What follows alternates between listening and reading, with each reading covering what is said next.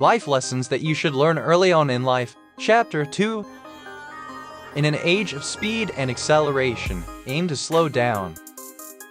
When you live slow, you become more mindful and intentional about how to live your life. And you begin to take care of your body, mind, and soul so that they can then take care of you. We're now living in an age of speed and acceleration where a rhythm of rush can be found all around us. Fast food, fast fashion, fast internet, fast travel, fast money. In my early 20s, I also lived in the fast lane after falling for this emotionally wrecking trap of the hurry-up life philosophy. It wasn't until a little over a year ago, when I hit an all-time low in my life, that I decided to slow down. I stopped hustling. I stopped optimizing. I stopped being aimless and mindless, and I started becoming much more intentional and mindful. And this approach sits at the core of what it means to live slow. Slow living is a life philosophy. It's a state of mind you embody in your day-to-day living, and it's the antithesis to mindless hustle. It shifts the focus away from speed and efficiency and onto the idea that we should do what's most important to us and our growth. And do it as best as we can instead of as fast as possible. It improves attention, creates stillness, and develops emotional maturity. Here are some signs you're starting to live slow. You're putting yourself first, which means that you're prioritizing your own emotional and mental well-being before anyone else's, because it has finally dawned on you that you cannot give from that which you don't have. You're becoming more intentional about how you want to live your day-to-day life and the kind of lifestyle you want to lead. So you're not doing more, you're doing less of what doesn't matter so you can do more of what does. You're not rushing in the mornings. Instead, you're giving yourself the time to discover how you want to set the tone for the day. So you're creating a self-care plan that works for you and tailors to your needs rather than to what society tells you a self-care plan should look like. You're meditating and reading books to nourish your mind. You're journaling and making time to practice hobbies that you love so you can feed your soul. You're treating your body with the respect it deserves. You stretch to stay flexible. You move and exercise regularly. You try to eat healthy, wholesome foods. But you also allow yourself the fun of indulging in sweet delights. Anytime you're faced with a dilemma, you ask yourself this question: does this matter to me? If the answer is yes, you give it your attention. Otherwise, you let it go. You're saying no more than you're saying yes. You're protecting your time and safeguarding your energy. You're not jumping into things just because they sound cool. You're going back to that question of, does this even matter to me? You're learning how to design an environment that is conducive to your growth. You're choosing to move away from people with negative energies and closer to people who uplift you. That's how you're creating more space for wonder and inspiration. You're starting to accept that struggle is simply the refusal to accept what is. So now you're teaching yourself how to surrender to the flow of life. You're learning how to trust the process, and you're becoming more aware of the benefits of focusing only on what's within your control. Now you're slowing down to become more observant and conscious of the beauty all around you.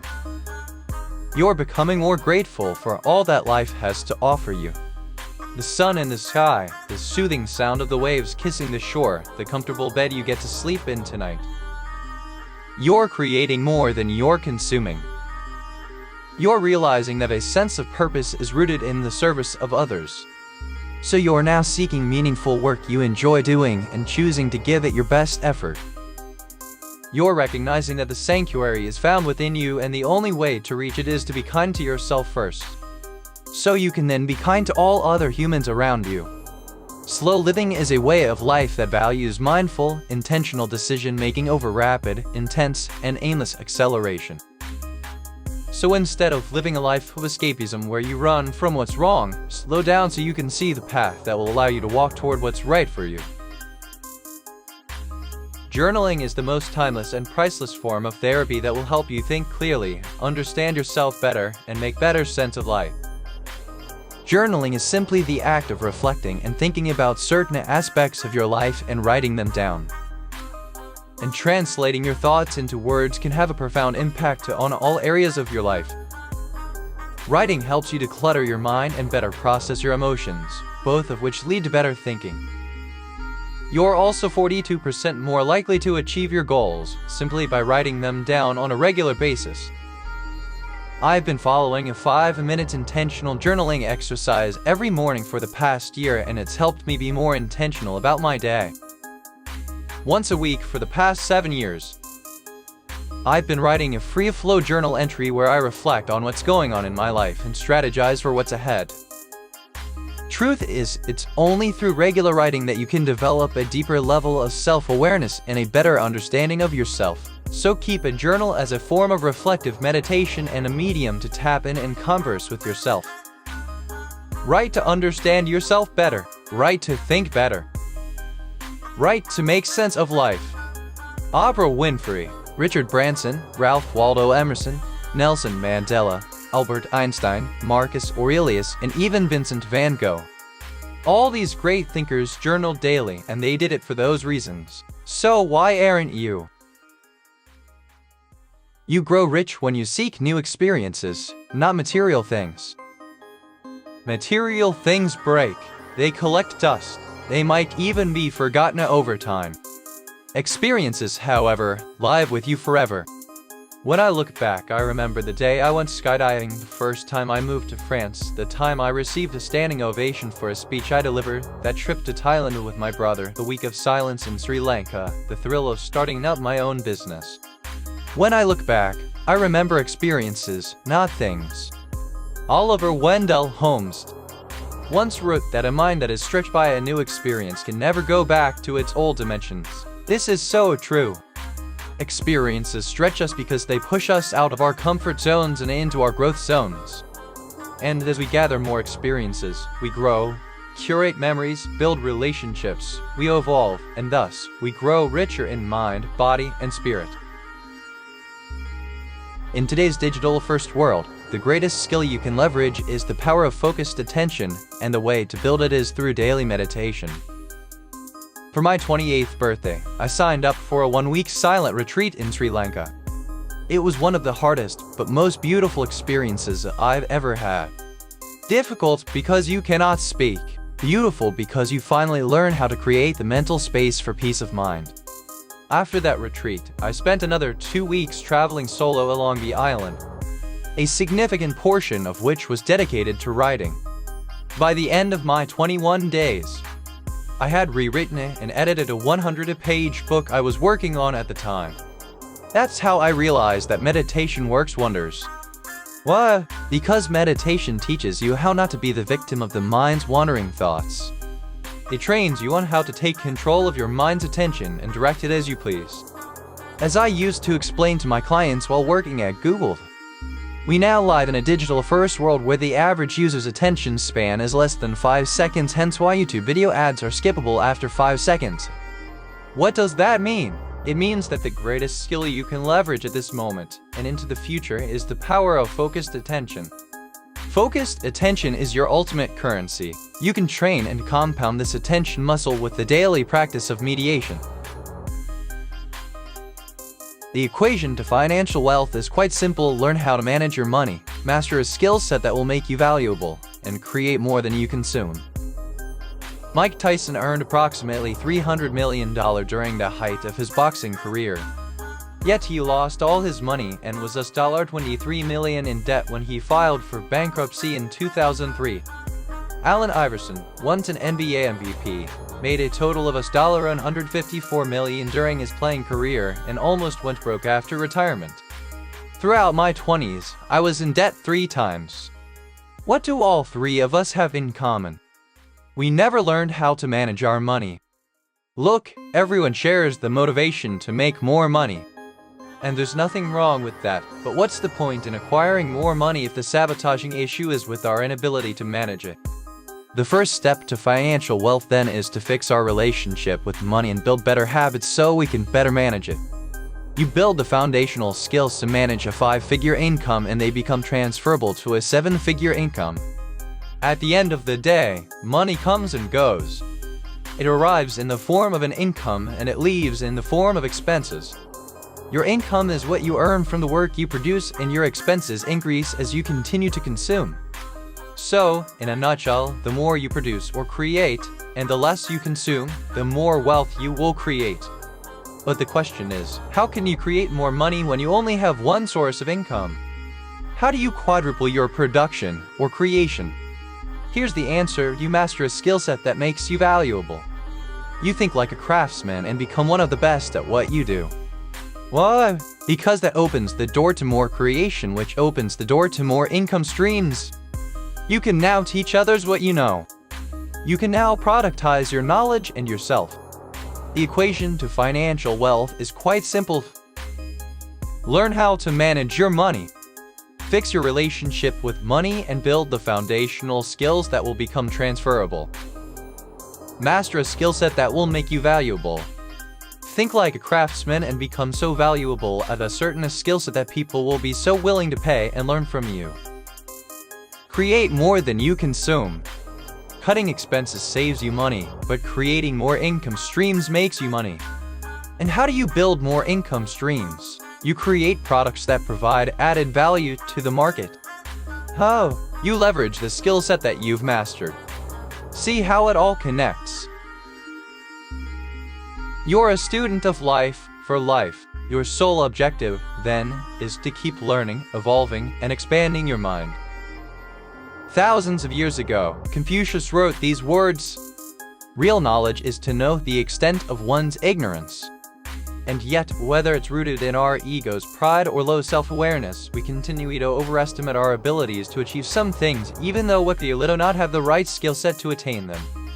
In psychology, this is referred to as Dunning-Kruger effect, a type of cognitive bias whereby people who are incompetent at something are unable to recognize their own incompetence. I learned this lesson exactly 2 years ago when I dove headfirst into the world of entrepreneurship, thinking that I knew everything and it will be a walk in the park. Newsflash, it wasn't. That's when I adopted this new philosophy into my life. You are a student of life for life. I hope you adopt it too. If you do, then your sole objective becomes to keep learning, evolving, and expanding your mind. Oh! Read books and get busy doing, explore new hobbies, seek new experiences, or master a skill set. Fear is not there to stop you, it's there to show you that you're interested and you care. So befriend fear, don't fight it, because once you do something that scares you, it becomes almost insignificantly small the second time around. Once realize that fear is a feeling that arises only when you're interested in something. Your relationship with fear changes. You stop fighting it. Instead, you start leaning into it and befriending it, which puts you in the driver's seat and in control of your destiny. This is where one small mental shift can help you overcome the fear of taking action, the realization that if you take the first small step forward, everything else becomes easier, because once you do something that scares you, it becomes almost insignificantly small the second time around. Once you quit your job, it becomes easier to quit the second time around. Once you build your first business, the second becomes significantly easier. With time, the more wins with fear you can accumulate, the more fearless you will become. You have to believe in yourself before anyone else does. That's the cornerstone upon which real confidence is built. Let's get clear on this. Nothing in your life will change if you don't take action toward creating the change that you want to see. And truth be told, you will most probably not bother to take action if you don't believe in your ability to bring about that change in the first place. Part of this is due to the fact that your brain is designed to keep you tucked into your comfort zone. But another part comes back to this. You don't believe in yourself, and so you don't bother to try and go after what you most deeply desire. Since every action you take, or avoid, is rooted in a set of beliefs, the first step then is not to build the confidence to take action, but rather to change the belief itself. Look inside yourself, work from a place of identity, and rewrite the script of the story that you repeatedly tell yourself. I believe in my ability to figure things out as I go. I know that I can weather the storm when it hits. I know that I can adjust my sails when the wind blows. I am confident that I can find a way when the obstacles mount. I do believe that I am capable of achieving what I set out to do. Self-belief is the light that sparks your confidence. And it's your self-belief that drives you to dive into new experiences that stretch beyond your comfort zone. The way to genuine self-belief isn't by boasting about what you've accomplished or talking about what you're going to do. The way to real self-belief is to do the exact opposite. Stay quiet and let your actions speak for themselves. Why? Because real confidence speaks in silent action. On that note, here's how the confidence cycle works, and here are 5 habits that can help you build real self-confidence.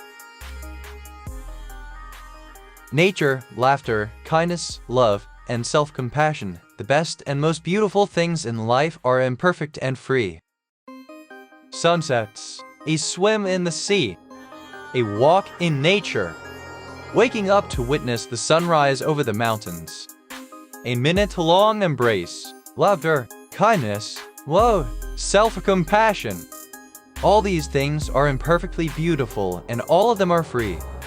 The question I always ponder is, why do we spend so much of our time, energy, and money seeking temporary pleasure in monetary material when we can find eternal meaning in the beauty that exists all around us? You can find solace in nature. You can find love in self-compassion.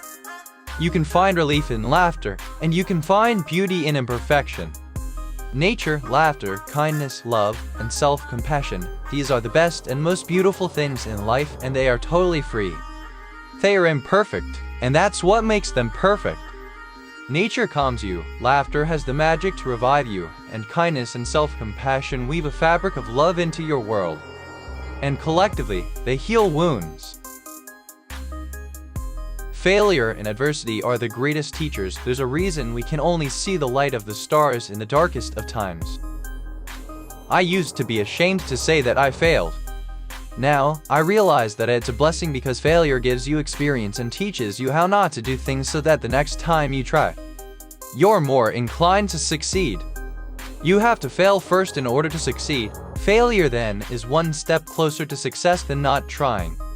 I used to be discouraged by adversity.